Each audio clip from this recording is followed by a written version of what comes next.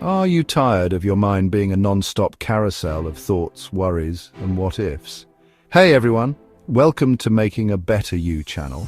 And if you've ever felt like your mind is a non-stop carousel of thoughts, worries, and what-ifs, you're not alone. Overthinking is something we all experience. It's that nagging voice in our heads that just won't quit, replaying scenarios, second-guessing decisions, and magnifying our fears. While it's natural to think things through, overthinking can become a trap, leaving us feeling paralyzed, anxious, and unable to fully engage with life. It can affect our mental well-being, relationships, and even our physical health. But here's the good news. You don't have to let overthinking control your life. In this video, we're going to dive deep into the reasons behind overthinking, explore its impact on us, and most importantly, I'm going to share some practical tips and strategies that I've learned and used to help you break free from the overthinking cycle and find peace of mind. One of the biggest drivers of overthinking is fear, specifically the fear of the unknown. We crave certainty, and when we don't have it, our minds go into overdrive, trying to predict every scenario. This need for control stems from a fear of making the wrong choice or facing negative consequences. We overanalyze, believing it will eliminate risks and guarantee a perfect outcome, but life is inherently uncertain. Trying to control everything is exhausting and impossible. Instead of liberating us, overthinking keeps us stuck, preventing us from embracing new opportunities. Perfectionism is a major culprit behind overthinking. It whispers that everything must be flawless, tying our worth to our accomplishments. We overthink every aspect of our lives, chasing an unattainable ideal. This cycle of striving leaves us never satisfied, always believing we could do more. Perfection is an illusion. It doesn't exist in the real world. Striving for it only leads to disappointment and self-criticism. Sometimes our overthinking stems from our past experiences, particularly negative ones. When we go through a painful breakup, a job loss, a traumatic event, or any kind of difficult situation, it's natural for our minds to try to protect us from experiencing that same pain again. So we replay those past experiences in our heads, analyzing what went wrong, blaming ourselves or others, and vowing to never make the same mistakes again. While this process of reflection and learning from our past can be healthy, it can also become a trap. We start to see the world through the lens of our past hurts, approaching new situations with fear, suspicion, and a sense of impending doom. We overthink our interactions with others, fearing rejection or betrayal. We hesitate to take risks, worried that we'll end up hurt or disappointed once again. The past can be a powerful teacher, but it shouldn't be our prison. It's important to remember that just because something bad happened before doesn't mean it's destined to happen again. Now that we've explored some of the root causes of overthinking, let's talk about its impact on our lives. Because overthinking isn't just a harmless mental habit, it can have real and significant consequences for our well-being. One of the most immediate and noticeable effects of overthinking is increased stress and anxiety. When our minds are constantly racing, replaying worries, and anticipating problems, our bodies go into a state of chronic stress. This can manifest in physical symptoms like headaches, muscle tension, digestive issues, difficulty sleeping, and even a weakened immune system. Overthinking can also affect our relationships. When we're trapped in our own heads, it's harder to be present and engaged with the people around us. We might misinterpret their words or actions, assuming the worst, and creating unnecessary conflict. And overthinking can also lead to decision fatigue. When we spend too much time analyzing every possible outcome, we deplete our mental energy, making it harder to make clear and confident decisions. This can lead to procrastination, avoidance, and a sense of feeling overwhelmed and stuck. How many times have you held back from pursuing a dream, taking a chance, or expressing your true feelings because you were too busy overthinking it? Overthinking often leads to missed opportunities because it feeds our fears and fuels our doubts. We hesitate to put ourselves out there, worried about what others might think, afraid of failing, or convinced that we're not good enough. We tell ourselves we need more time to prepare, more information, more experience, when in reality we're just hiding behind our overthinking. Think about a time you really wanted to do something, start a business, write a book, learn a new skill, ask someone out, but you talked yourself out of it because you were overthinking.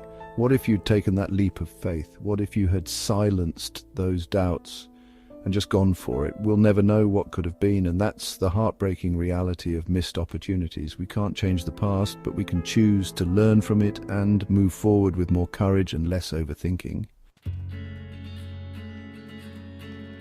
Overthinking can chip away at our self-confidence, making us doubt our abilities, second-guess our decisions, and question our worth.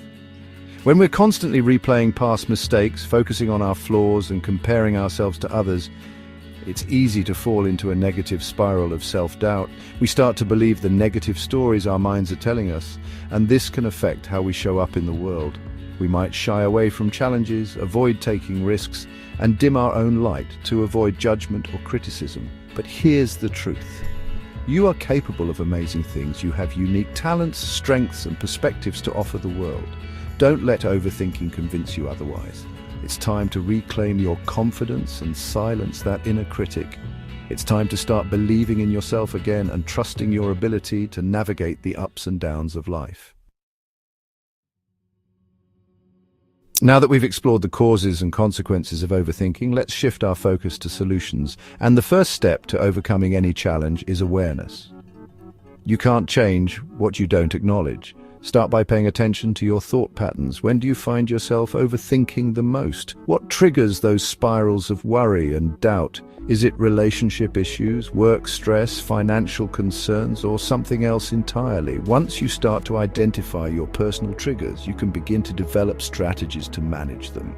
Another key aspect of awareness is learning to recognize when you're stuck in an overthinking loop. Ask yourself, am I replaying the same thoughts over and over again without making any progress? Is this thought pattern productive, or is it just fueling my anxiety? If you find that you're stuck in a loop of unproductive worry, it's time to gently redirect your attention. Shift your focus to the present moment to break free from overthinking. Engage fully in the here and now to avoid dwelling on worries. Mindfulness practices like meditation help cultivate present moment awareness. Meditation is about observing thoughts without judgment and redirecting attention. Even a few minutes daily can calm your mind and reduce overthinking. Find moments of presence throughout your day. Now, I want to share a practical technique that I've found incredibly helpful in managing overthinking, setting a time limit for thinking. This might sound counterintuitive, but hear me out. Often we allow our worries to consume our entire day, seeping into every aspect of our lives. We might start ruminating on a problem first thing in the morning, and it continues to plague us throughout the day, affecting our mood, our productivity, and our interactions with others. The time-bound thinking technique helps us regain control by setting boundaries around our worry.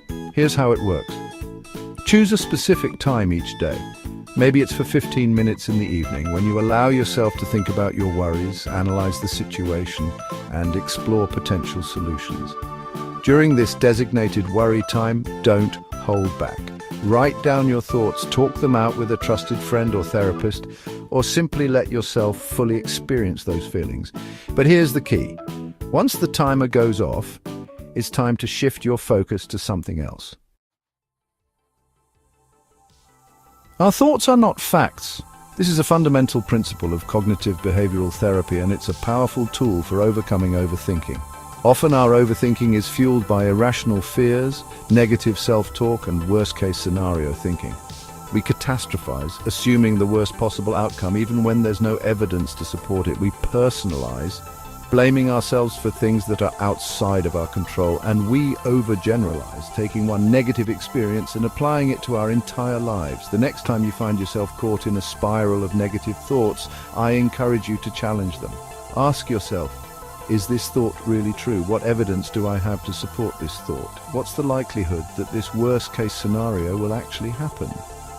Often, when we take the time to examine our thoughts objectively, we realize that they're based on fear, not fact. And when we can start to challenge those negative thought patterns, we can start to replace them with more balanced and realistic ones. You've got this. Overthinking doesn't have to control your life. It's a habit, and like any habit, it can be changed with awareness, effort, and consistent practice. Remember, you are not your thoughts. You are the observer of your thoughts. You have the power to choose which thoughts you engage with, which thoughts you challenge, and which thoughts you let go of. It's a journey, not a destination. There will be days when the overthinking creeps back in, and that's okay. Be kind to yourself. Acknowledge those thoughts and gently guide your attention back to the present moment. With time and practice, you'll find yourself worrying less, living more fully, and experiencing greater peace of mind. If you found these tips helpful, give this video a thumbs up and subscribe for more content on personal growth and mental well-being. Share your own tips for beating overthinking in the comments below. And remember, you've got this.